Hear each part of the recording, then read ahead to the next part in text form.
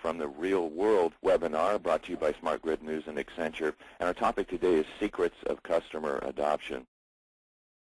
Earlier this year, in January of 2010, Accenture commissioned a third party to serve over 9,000 individuals in about 17 countries across the globe. And they truly represent a mix of both regulated and deregulated markets, so the results really apply across that spectrum. And they also represent lagging and leading countries in terms of their maturity in how well they're developed in terms of energy efficiency and conservation programs. So we have a real mix and a real broad spectrum of countries that we surveyed. Within each country, we surveyed at least 500 respondents, and they are, as a participant sample, they were representative of the general population in terms of age, income, and gender, except for the countries of Brazil, China, and South Africa, where we really focused on the urban populations. As you can see, the survey was administered over the internet in the native language of the respective countries and took about 20 minutes to complete.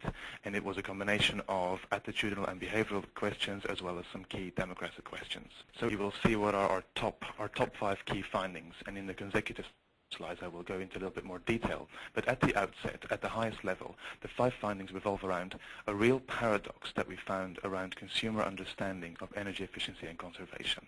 Also, a real interesting finding around the extent to which utilities are actually trusted by end consumers around energy efficiency and conservation. We also found some really interesting insights around the new and emerging barriers to the adoption of these kinds of programs, as well as some interesting findings around the types of channels that consumers really want to be engaging over and engaging around with their utility. And then last but not least, as you can see on the slide there, there's a real complexity in terms of the consumer preferences that distinguishes consumers in terms of adopting energy efficiency and conservation programs. So that's kind of the high level, and then you will see a bit more insight into the key finding number 1, which we labeled the consumer paradox.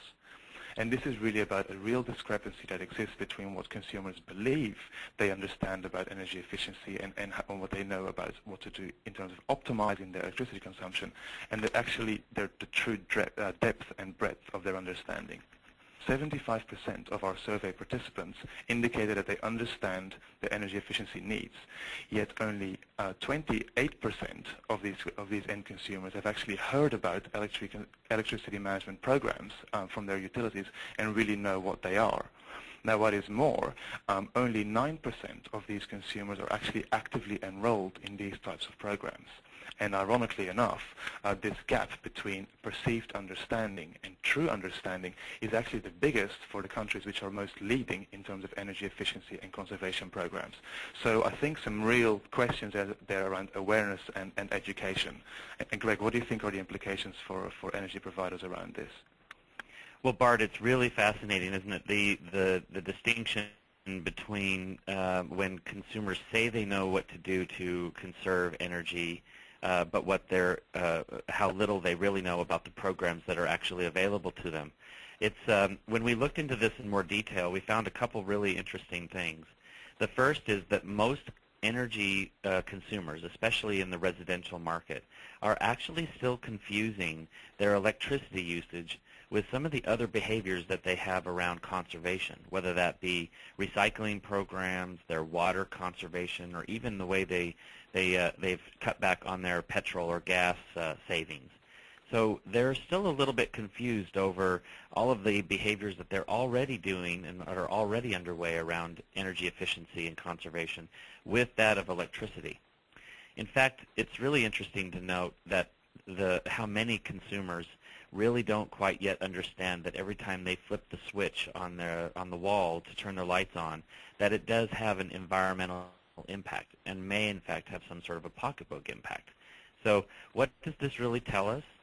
It tells us that energy providers and utilities need to spend a lot of time and energy really focusing on education and information of the mass market to really sensitize them to their actions, to the programs that are available.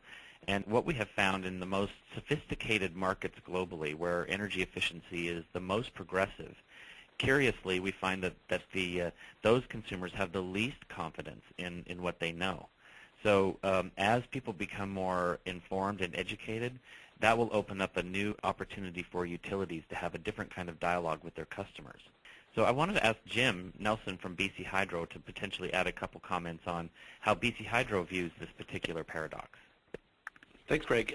Yeah, a good way actually to get the utilities to start thinking about this in your own area is you can do a research project where you can ask questions of your customers about, how much they value energy efficiency, how concerned they are about it, how active they are. And then if you have the ability to pair that with their actual consumption, you can come across some neat segmentation opportunities. What we found, very similar to Greg and Bart's findings, is we identified a group called the stumbling proponents. And these were people, quite a large group, 25 to 30% of our customers, that felt like they were doing everything they could. They were very green, very conservation-minded people. But then ironically, their consumption was much higher than the average. So it's a great tool that you can identify this group, and they are a really big opportunity. So what we found, a really great way to reach those people is to show them feedback about how they're doing relative to their neighbors or people who are like them. We do that with an online tool, and I'm sure many of you have similar tools. Anytime you can show somebody that, hey, you're actually not doing very well relative to your peers, it's a great way to get people to take action, because they actually are quite shocked that they aren't very good. Jim, thank you. I think that's one of the many tools that I've seen you and BC Hydro deploy to really start to build up that level of education.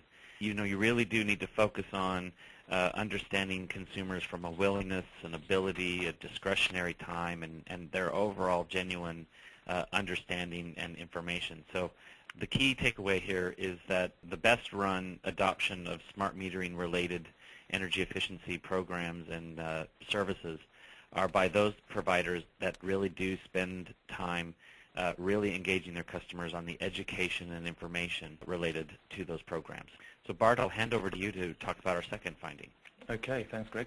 Again, this is a really interesting finding with I think, some really far-reaching implications for energy providers. And this is about the utility as a trusted advisor and how well they're doing moving in that direction.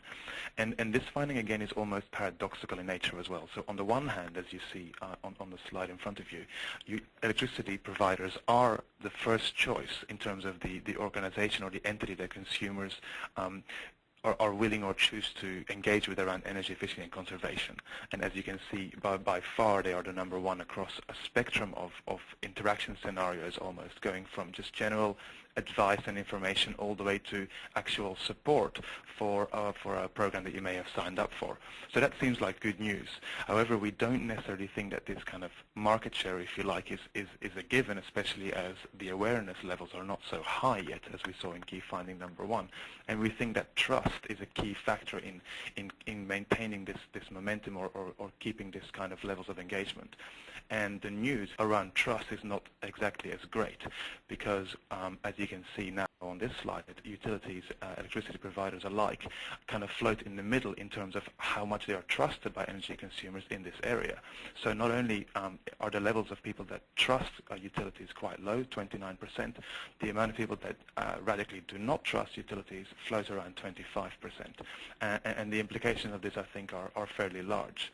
Greg, what are your thoughts on this?